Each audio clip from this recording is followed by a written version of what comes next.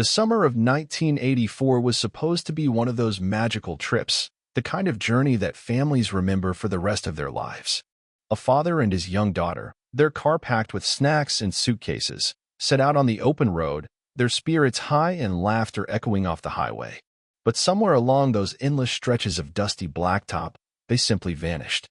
No calls, no signs, nothing to suggest what had gone wrong. They were just gone. For years, this story was little more than a tragic footnote in the small town they'd left behind. Whispers of what might have happened traveled around like old legends. Some said they'd crashed and were never found.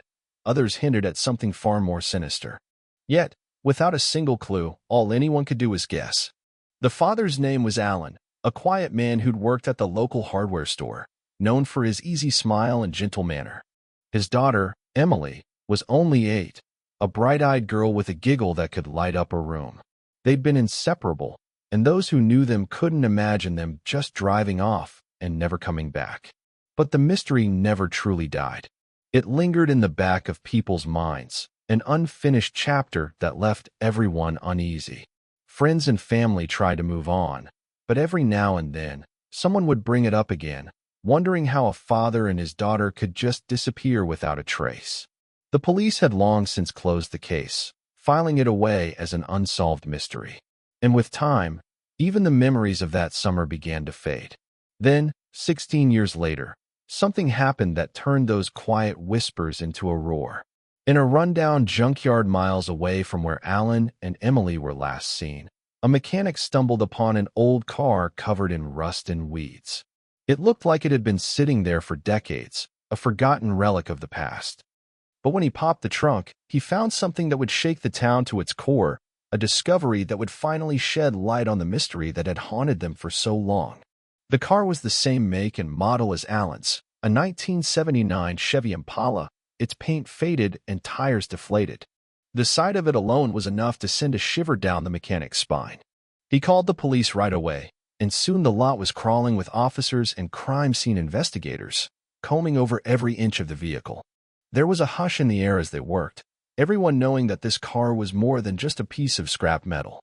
It was a time capsule, a window into a moment frozen in fear. Inside the car, they found a few personal items that matched what Alan had packed for the trip all those years ago, an old map with coffee stains, a worn-out teddy bear that had belonged to Emily. But there was something else too, something that made even the most hardened investigators pause. It was a small cassette recorder, the kind you'd see reporters use back in the day, tucked under the passenger seat. The tape inside was still intact, though the label was smudged and faded. When they played it, the crackling audio sent chills down everyone's spines. At first, it was just Alan's voice, calm and steady, describing the road ahead, the songs on the radio, Emily's laughter in the back seat. It sounded like any other family trip. But then, the tone changed. You could hear the fear creeping in, Alan's voice growing strained as he talked about a car that had been following them for miles. He tried to make it sound like a game for Emily, telling her to look out the window and see if the car was still there. But the tension in his voice was unmistakable. The tape cut off abruptly, leaving only static, and the room fell silent. No one spoke for a long time. The car had sat there in that junkyard for years, and all the while, it held this last, desperate message from a father trying to protect his little girl. But what had happened to them after that recording? Why had the car ended up in a place no one ever thought to look? As word spread, the town was thrown back into the mystery they thought had been buried years ago. Old friends and neighbors started remembering details they hadn't thought about in decades. Alan's sister, who'd always believed there was more to the story, finally felt like she might get the answers she'd been searching for. But there were others who wanted the past to stay buried, who knew that digging up old secrets could lead to more pain than closure. Meanwhile, the police worked tirelessly to piece together the final moments of Alan and Emily's trip. They combed through the junkyard, looking for any sign of what had happened to them. They interviewed everyone who'd known the family, following up on leads that had long since grown cold. But with each new discovery, the questions only multiplied. What really happened that day in 1984? Was it just a tragic accident, or had someone been watching them, waiting for the perfect moment to strike? And if so, who would want to hurt a father and his little girl? The more they looked, the clearer it became that this was no simple case of a car breaking down in the middle of nowhere. Something far darker had taken place on that lonely stretch of highway. As for the townsfolk, they watched the investigation unfold with a mix of hope and dread. They wanted answers, but they were afraid of what those answers might reveal. Some whispered that the road where Alan and Emily disappeared had always been cursed, a place where bad things happened to good people. Others believed it was just bad luck, a tragic end to a happy trip. But deep down, everyone felt the same cold shiver of fear, because if something like that could happen to Alan and Emily, it could happen to anyone. And so, the search for the truth continued. The discovery of the car was just the beginning, a single piece of a puzzle that had waited 16 years to be solved. But as investigators dug deeper, they realized that finding the car wasn't the end of the story. It was only the start of a journey into a mystery that would test them all. And somewhere out there, the final piece of the puzzle was still waiting to be found. What they uncovered next would change everything. But for now, the only thing anyone could do was wait. Wait for the truth to come out, and for the secrets of that summer to finally see the light of day. The discovery of the car in the junkyard sent shockwaves through the small town. News vans began to arrive, and reporters swarmed the scene, cameras flashing as they tried to piece together the puzzle of what had happened to Alan and Emily. The townspeople gathered in small groups, talking in hushed voices, each of them sharing theories and memories, trying to make sense of the impossible. The police set up a perimeter around the junkyard, keeping curious onlookers back as they carefully cataloged the items found in the Impala. Old photographs, a couple of faded postcards, and that haunting cassette tape. It was as if the car itself had been frozen in time, a grim reminder of the trip that should have been filled with laughter and memories, not fear and confusion. As the investigation picked up speed, new questions began to emerge. People who'd known Alan started to come forward, each with their own pieces of the story. His sister, Mary, remembered how excited Alan had been for the trip. She said he'd been planning it for weeks, mapping out the best places to stop along the way. Emily had been counting down the days, telling everyone at school that she and her dad were going on an adventure. No one could understand how a trip that began with such joy could end in such tragedy. Alan's best friend, Tom, told police that Alan had been worried about something in the days before he left. He didn't know what it was exactly. Alan had been a private man, never one to share his worries. But Tom remembered how Alan kept checking the locks on his doors, how he'd been jumpy whenever the phone rang. It was like he was afraid of something, though he never said what it was. Tom had dismissed it at the time, thinking maybe Alan was just stressed about the trip. Now, he wasn't so sure. Emily's teacher, Mrs.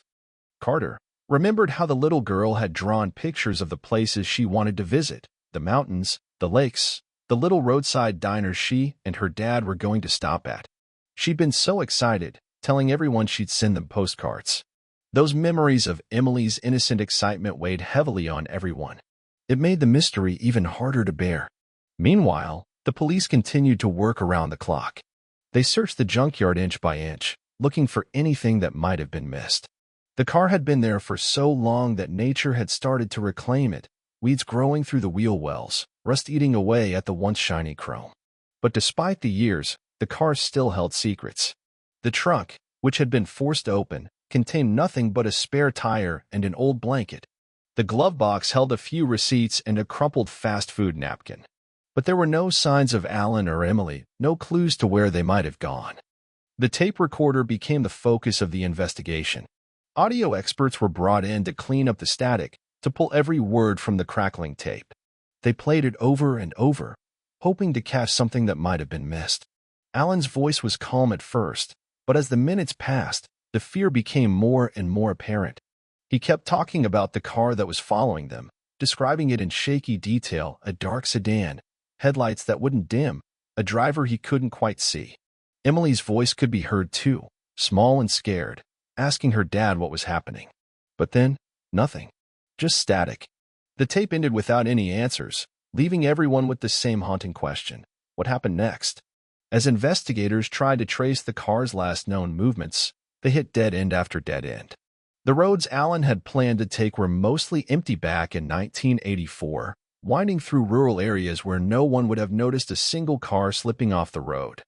There were no surveillance cameras, no cell phone pings to track. It was like Alan and Emily had driven into the night and simply vanished. Some of the older folks in town said they remembered seeing that same dark sedan back in the day, parked outside the gas station or idling near the diner. But no one could remember who'd been driving it. It was always just there, a silent presence in the background.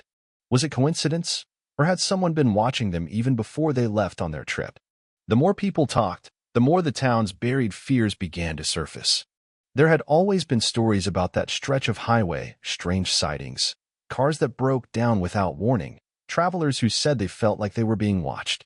Most people dismissed it as superstition, but now those old stories seemed a lot less silly. They whispered about the man in the dark sedan, about the way the air seemed to change when you drove that road late at night. Some said it was cursed, others said it was just a place where bad luck had made its home. Alan's sister, Mary, refused to believe in curses. She was determined to find out what really happened to her brother and niece. She spent hours poring over old maps and police reports, retracing the route Alan had planned. She even drove the same stretch of highway, hoping to see something, to feel something that might lead her to the truth. But the road was silent, the trees standing watch like they always had. Nothing but the sound of the wind and the distant hum of tires on asphalt. Back at the police station, detectives started to re-examine old files, looking for anything they might have missed. They talked to the families of other missing people from around the same time, wondering if there was a connection. But it was like trying to catch smoke. Everything just slipped through their fingers. The only thing they knew for sure was that Alan and Emily had been scared, and that fear had followed them right to the end. The discovery of the car reignited the town's interest in the case, but it also stirred up old wounds. People who tried to forget found themselves haunted by memories of that summer. The way the air had seemed thick with heat and secrets. Emily's friends, now grown, remembered the sleepovers where they'd whispered about what might have happened, too young to understand how something so terrible could happen to someone they knew. And then there was the junkyard itself, a place that had always felt a little eerie. The owner, an old man named Bill, said he had no idea how the car had ended up there. He said cars came and went all the time, people abandoning them, selling them for parts, never looking back. But this car, it was different. He said it felt wrong, like it didn't belong. He couldn't explain it, but when he found the Impala that morning, he felt a chill run down his spine. As night fell over the junkyard, the police locked up the car and posted guards to keep people away. But the questions lingered, heavy in the air. What had Alan and Emily seen on that road? Who was the driver of the dark sedan, and why had they been following them? Was this just the beginning of a story that had yet to be told? Or was it the final chapter in a mystery that would never be solved? The townspeople went to bed with the same questions swirling in their minds, and the next morning, they woke up to find that the world felt just a little different. The discovery of that old car had cracked something open, and no one knew what might come spilling out next. In the days that followed the discovery of Alan's car, the town's quiet routines were replaced by an uneasy tension that settled over everything. The police station phone rang constantly, calls from people claiming they saw something or thought they remembered a detail from that summer.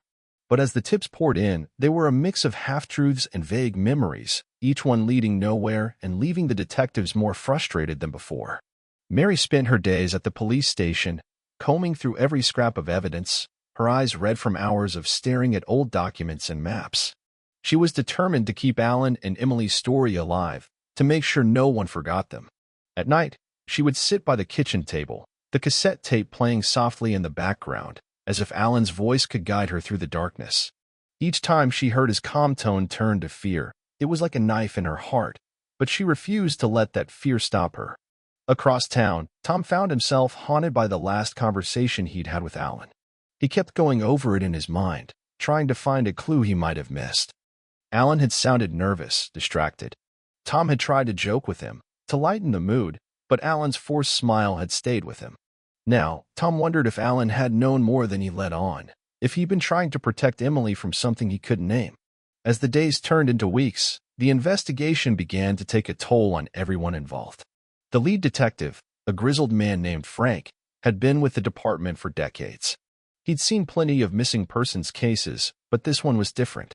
There was something about it, the sudden disappearance, the tape, The car turning up all those years later that wouldn't let him sleep at night. He found himself waking up in the middle of the night. The image of that rusted Impala burned into his mind. Frank started to look deeper into the stories that had surrounded that highway for years.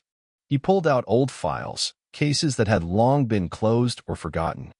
There were more disappearances than he'd realized, all of them happening along the same stretch of road. A couple driving home from a concert, a trucker who never made it to his delivery. Nothing ever proven, but always the same uneasy feeling, people vanishing into thin air. As Frank dug into those old cases, he found something that made his blood run cold. One of the missing truckers had left behind a journal, and in it, he wrote about a car that seemed to appear out of nowhere late at night. A dark sedan, always behind him, never close enough to read the plates. The handwriting grew shaky in the final entries, as if he'd been writing in a hurry. And then, just like Alan and Emily, he was gone. The deeper Frank looked, the more it felt like he was staring into a darkness that didn't want to be seen. He started driving that same road at night, his headlights cutting through the mist, searching for anything, a sign, a shadow, a hint of the car that had stalked Alan and Emily. But the road was always empty, the trees on either side whispering in the wind, and each trip left him feeling more unsettled. Meanwhile, rumors began to spread through town. Some people believed it was all connected, the vanishing car, the missing families, the eerie silence of the highway at night. Others said it was just bad luck, a series of tragedies that had nothing to do with each other. But late at night, when the town was quiet and the wind howled outside their windows, everyone felt that same cold dread. At the local diner, people gathered to swap stories and theories. Old-timers spoke about the road like it was alive, a place that took what it wanted and left no trace behind. Younger folks listened with wide eyes, not sure what to believe but feeling the chill of the words just the same. The cook, a gruff man named Earl, said he'd seen the dark sedan himself once, years ago, parked outside the diner in the dead of night. He remembered the way the driver never got out, just sat there with the engine running. When Earl went outside to ask if he needed help, the car was gone, vanished like a ghost. Emily's friends, now adults with families of their own, found themselves remembering the little things, her bright laugh, the way she always wanted to explore. They couldn't shake the image of her in the back seat of that Impala, clutching her teddy bear as her father tried to stay calm. One of her childhood friends, Lisa, started digging through old yearbooks and photo albums, trying to find something, anything, that might help bring Emily home, even if only in spirit. The junkyard itself became a place of quiet pilgrimage for some. People would drive by slowly, staring at the locked gate and the rusting rows of forgotten cars. It was like the whole town was holding its breath, waiting for something to break the silence. The owner, Bill, kept to himself, but he couldn't help feeling a weight every time he walked past the Impala. He started sleeping with a baseball bat by his bed, though he couldn't have said why. As the investigation stretched on, the police began to wonder if the answer lay not in the present, but in the past. They started talking to people who lived in the area for decades, piecing together stories that went back even further. They heard tales of a man who used to drive that same highway in a black sedan, always alone, always at night. Some said he was a drifter, others claimed he was running from something himself. No one knew for sure, but his name kept coming up in whispers, a name that had been almost forgotten until now. The closer they got to the truth, the more it felt like the answers were just out of reach. Each new lead opened up another question, another dark corridor that seemed to lead nowhere. And all the while, that old cassette tape played in the back of everyone's minds, Alan's voice a constant reminder of how quickly a family road trip could become a nightmare. As the sun dipped below the horizon each night, painting the sky in streaks of red and orange, the people of the town watched the shadows stretch across their quiet streets. The summer heat had given way to the cool edge of fall, but the mystery of what happened to Alan and Emily still burned like a fever that wouldn't break. No one knew how it would end, or if it ever would. The only thing they knew for sure was that the road where Alan and Emily vanished still ran through the heart of their town, as silent and unknowable as ever. And somewhere out there, the truth waited, patient and hidden in the darkness, as everyone held their breath and waited for the next clue to emerge from the shadows. The days turned colder as fall settled over the town, and with each passing day, the mystery of Alan and Emily's disappearance seemed to tighten its grip. People began to speak in half-whispers, afraid to say too much or too little, as though the very air carried the weight of the unsolved case. The tape with Alan's frightened voice became a sort of ghost itself, played over and over in the back rooms of the police station, the words echoing like a memory that wouldn't fade. Detective Frank, bleary-eyed from too many late nights, kept coming back to that same question. What had Alan seen that night on the highway? He found himself driving the same route, tracing the gentle curves of the road that had once promised a fun family trip. At night, he would sit in his car at the edge of the woods, headlights casting long, uncertain shadows into the darkness. The silence out there was deafening, the only sounds the distant call of an owl or the rustle of leaves as the wind swept through. Mary was still at the station most days, her determination never wavering, even as hope flickered and faded like a dying candle. She carried a worn photo of Alan and Emily everywhere she went, her thumb rubbing over their faces until the image grew blurry. She spent her nights poring over old maps and weather reports from that summer, convinced there had to be something they'd missed. She refused to let go, even as friends gently suggested it was time to move on. Mary knew she'd never stop looking. One evening, as Frank sat hunched over his desk, he noticed something on the map he hadn't before, a small dirt road that cut through the woods, just a few miles from where Alan's car had been found. It wasn't on any of the official records, almost like it had been forgotten by time. A sense of urgency gripped him, and he decided he had to see it for himself. He called Mary and Tom, asking them to meet him early the next morning. They met at dawn, the sky still streaked with gray as the sun struggled to rise. Tom looked tired, his eyes shadowed from too many sleepless nights, but he said nothing, just nodded as they set out together. Mary clutched the photo of Alan and Emily in her coat pocket, her lips pressed into a thin line. They reached the dirt road just as the fog began to lift. The trees on either side of the path leaned in, their gnarled branches forming a tunnel of shadow that swallowed the light. Frank felt a shiver run through him, but he pushed forward, the crunch of gravel under their feet the only sound. The road was rough and overgrown, like no one had driven it in years. They walked slowly, scanning the ground for any sign of tire tracks or disturbed earth. The silence was thick, broken only by the occasional snap of a twig. As they moved deeper into the woods, Frank thought he heard the faint echo of something, a distant voice, maybe, or just the wind. He couldn't be sure, but it made him glance over his shoulder more than once. They found an old clearing at the end of the road, ringed with tall pines that seemed to hold their breath. In the center of the clearing was a pile of rusted metal, the remains of a car, half buried in the dirt and leaves. It wasn't the Impala, but it felt like a graveyard all the same, a place where memories went to die. Mary knelt down, brushing dirt from the twisted metal, her hands shaking as she whispered Alan's name. Tom wandered the edges of the clearing, his eyes scanning the trees. "It feels wrong here," he said quietly, his voice barely above a whisper. Frank agreed. The air felt heavy, like it was holding something back, something that didn't want to be found. But they pressed on, combing the area for anything that might give them a clue. Back in town, word spread that they'd found something in the woods, though no one knew exactly what. The diner buzzed with speculation, the cook Earl muttering that it was the same dark sedan, the same driver who'd been haunting the highway all those years ago. Some said it was the ghosts of the missing, trapped out there in the woods, waiting to be heard. At the station, Frank reviewed the tape again, this time focusing on the static at the end. He had it cleaned up by an audio expert, who worked for hours to tease out any hidden sounds. And there it was, just a faint noise under the static, like the rumble of an engine, the soft hum of tires on gravel. The dark sedan, he thought, the one Alan had described in those final minutes. It felt like a heartbeat, a steady reminder that they were close to something. But what? Meanwhile, Mary went to see Lisa, Emily's childhood friend. Lisa had always been quiet about what she remembered, but she'd been having dreams, nightmares really, about that trip. She said she saw Emily in her dreams, standing in the backseat of the Impala, her eyes wide and scared. She'd wake up sweating, convinced that Emily was trying to tell her something, but the message was always just out of reach.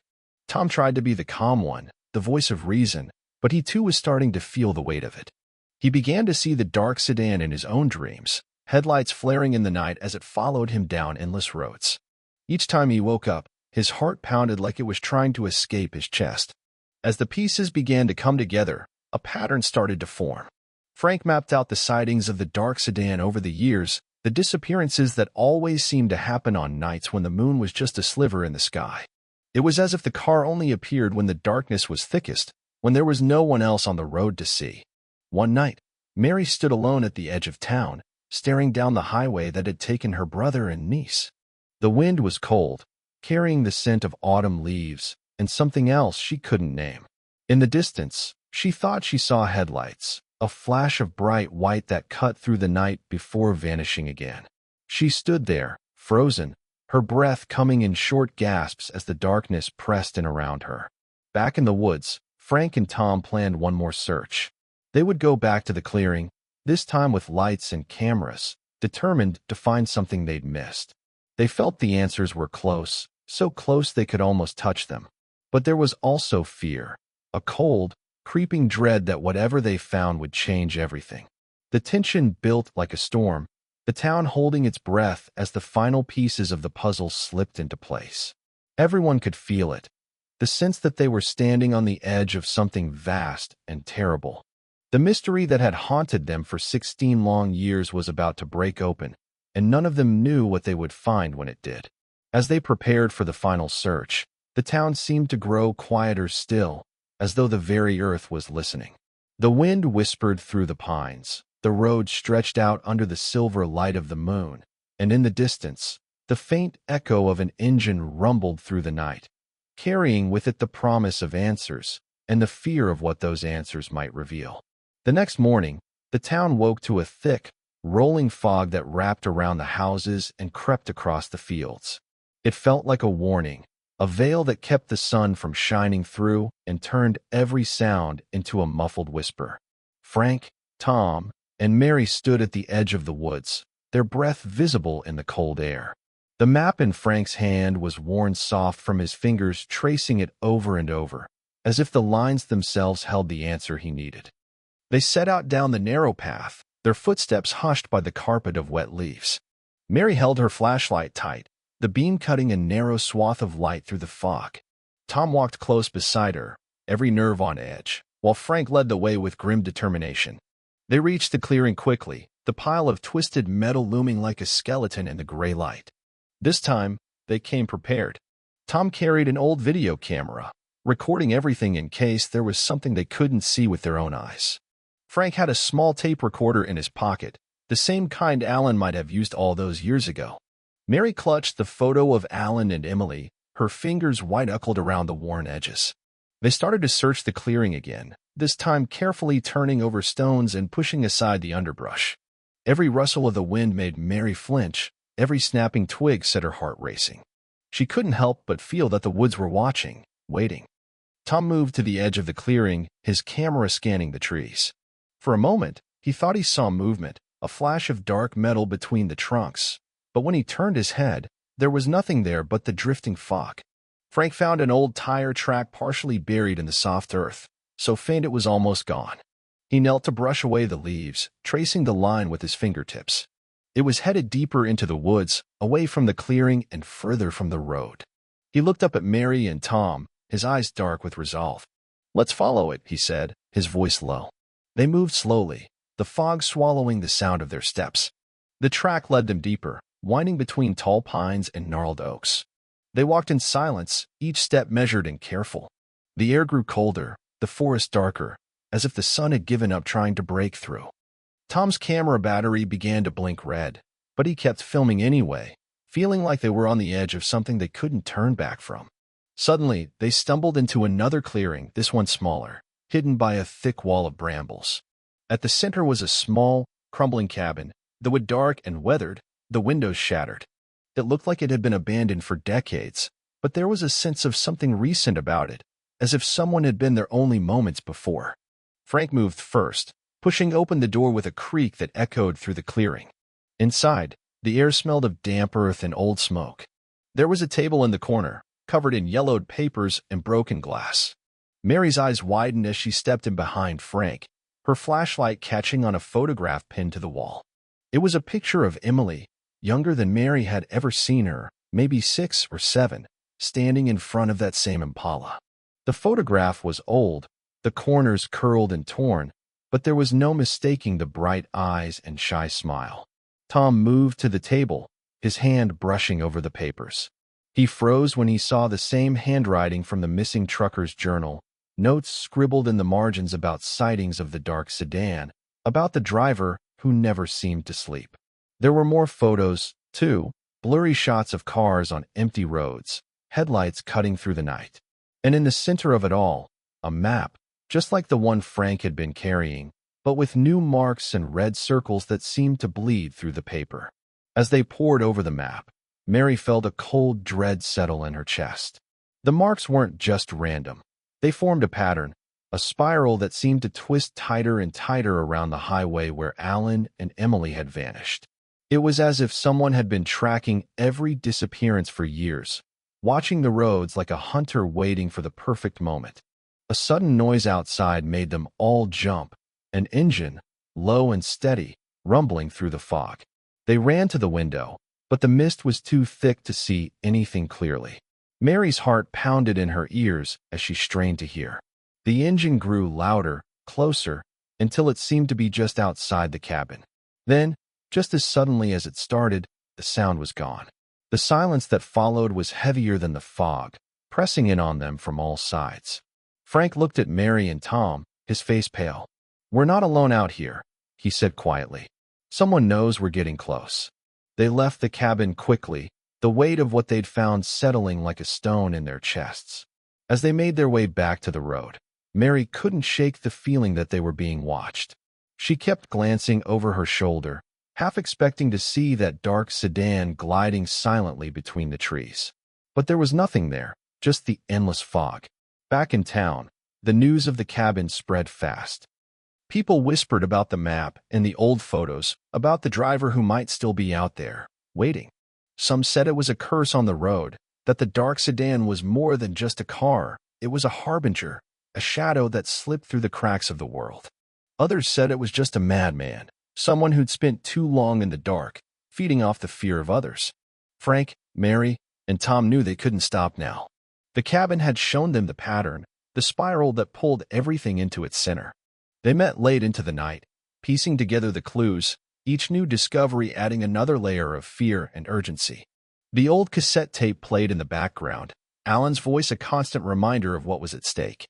Mary lay awake that night, the map burned into her mind. She kept seeing Emily's face in the old photograph, the way her smile didn't reach her eyes. She wondered how many others had been caught in that spiral, how many families had been torn apart by the same darkness. Tom tried to stay rational, but even he felt the chill of something beyond reason. He started locking his doors at night, jumping at every flicker of headlights on the road outside.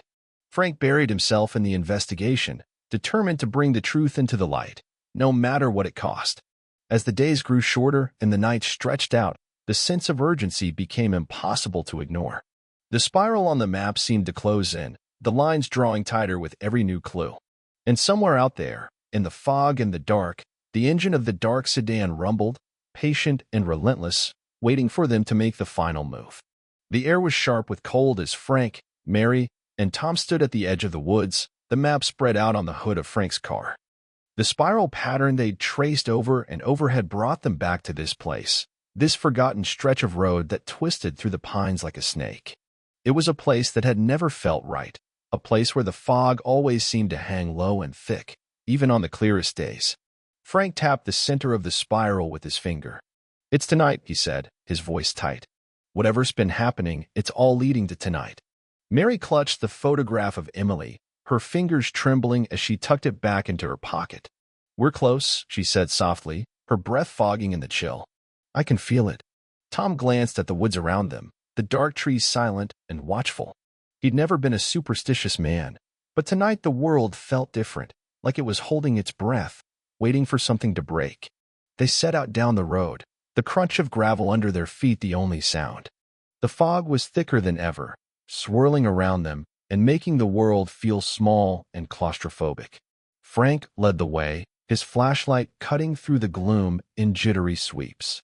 Tom carried the video camera, the red light blinking steadily as he filmed. Mary stayed close to Frank, her heart thudding in her chest like a drum. They reached the old dirt road just as the moon slipped out from behind the clouds. The light was cold and pale, painting the woods in ghostly silver. The three of them paused, listening to the stillness, and for a moment it seemed like the whole world was silent. No wind, no animals, nothing but the sound of their own breathing. Then they heard it, a low rumble, distant but growing closer. An engine. The dark sedan. Frank signaled for them to stay low as they moved off the road and into the trees, the branches snagging at their jackets. The sound of the engine grew louder, a steady thrum that vibrated through the ground. Mary's breath caught in her throat as she saw the headlights appear in the distance, two white eyes cutting through the fog. The car moved slowly, almost deliberately, as if it knew they were watching. They crouched behind a fallen log, the camera in Tom's hands capturing everything.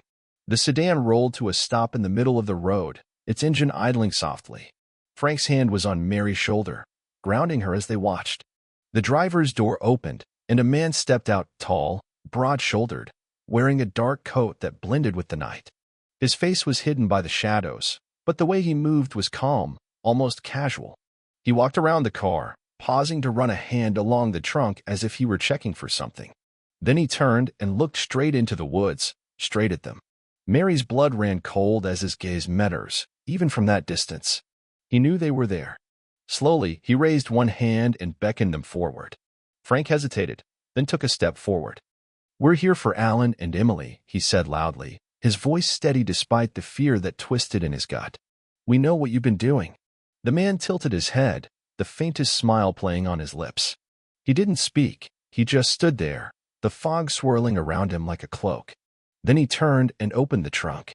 Mary gasped, her hand flying to her mouth as she saw what lay inside.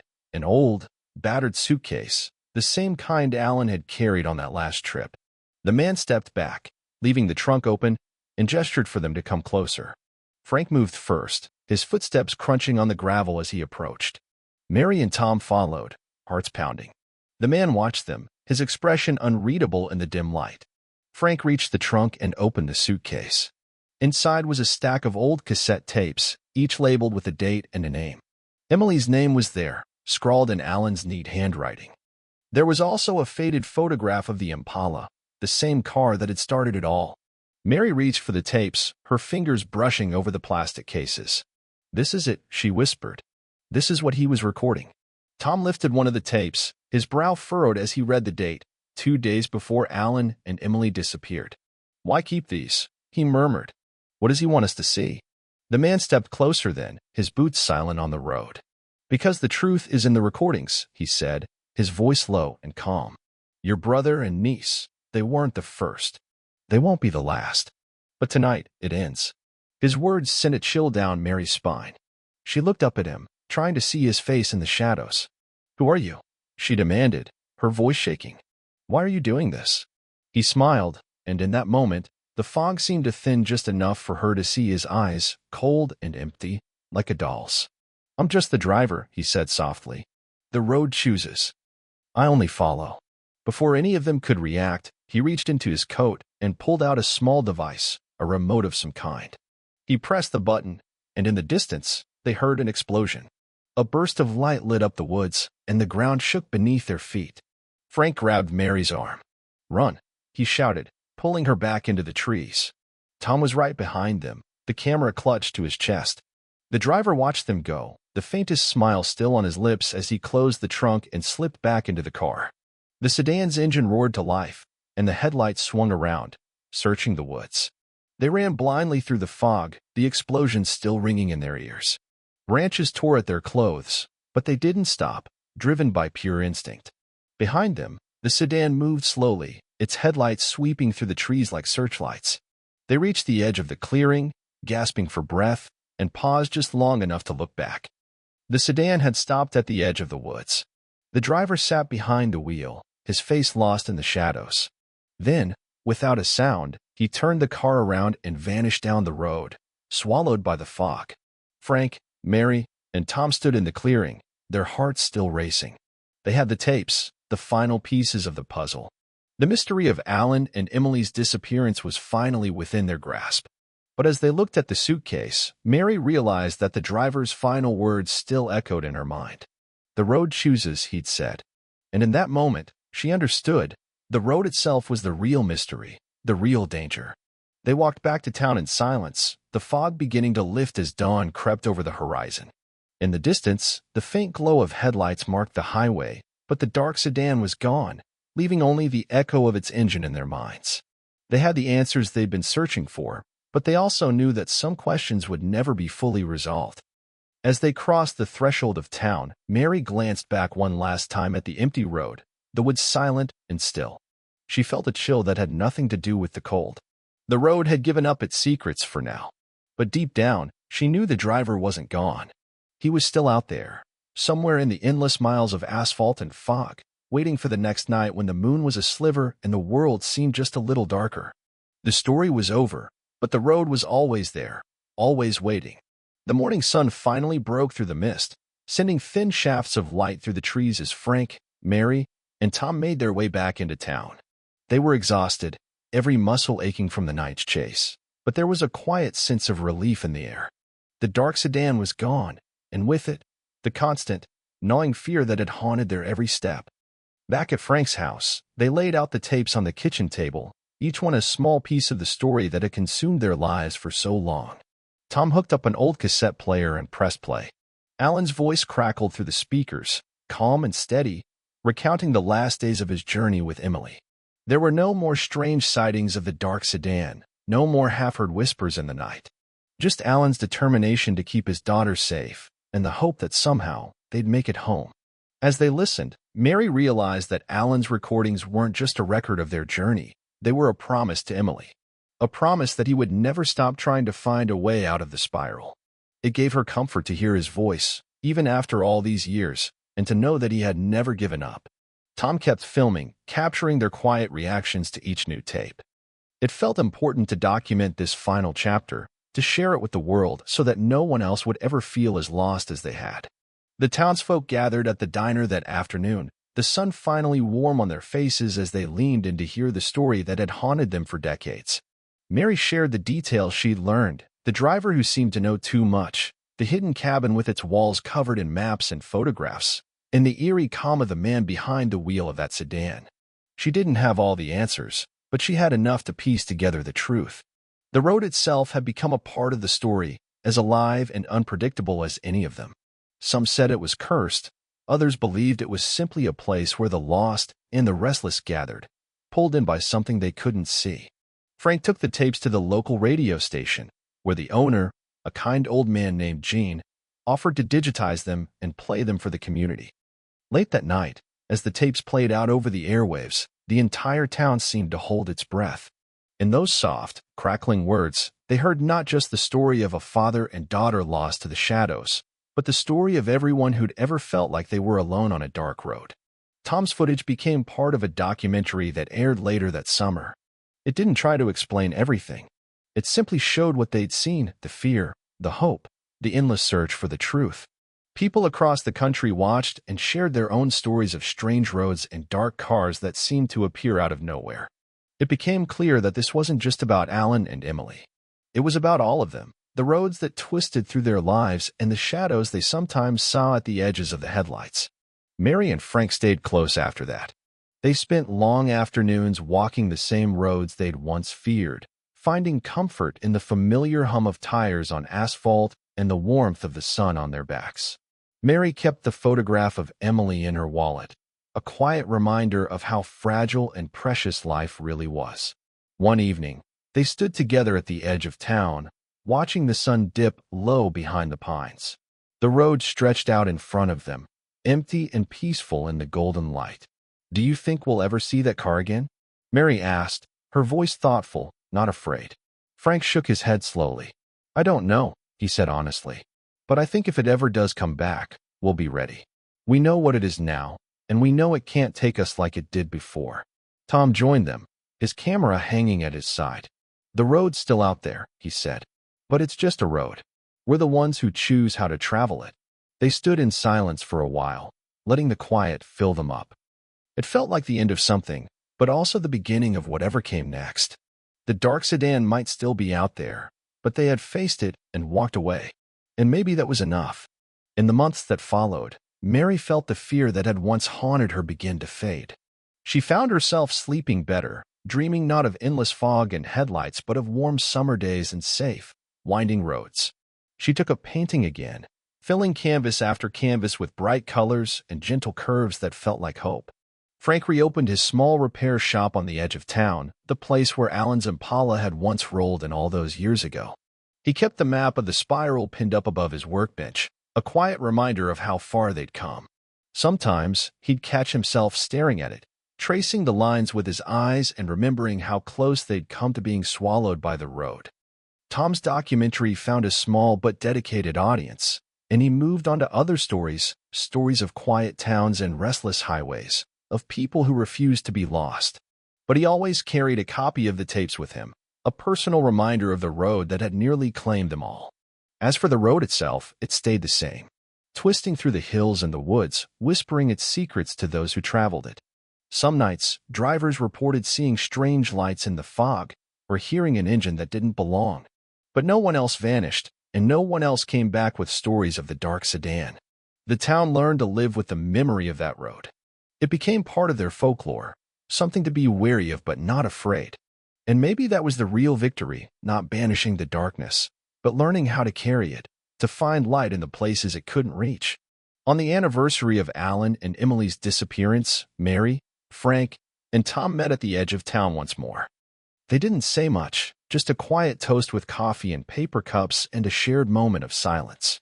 They'd done what they could. The rest was up to the road. As the sun set and the world grew soft and shadowed, they turned back toward home, leaving the empty road behind them.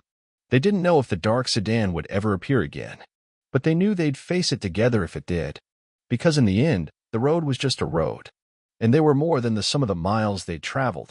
They were survivors, bound by the winding paths they'd chosen and the memories they'd never let fade. And that, more than anything, was what kept them safe.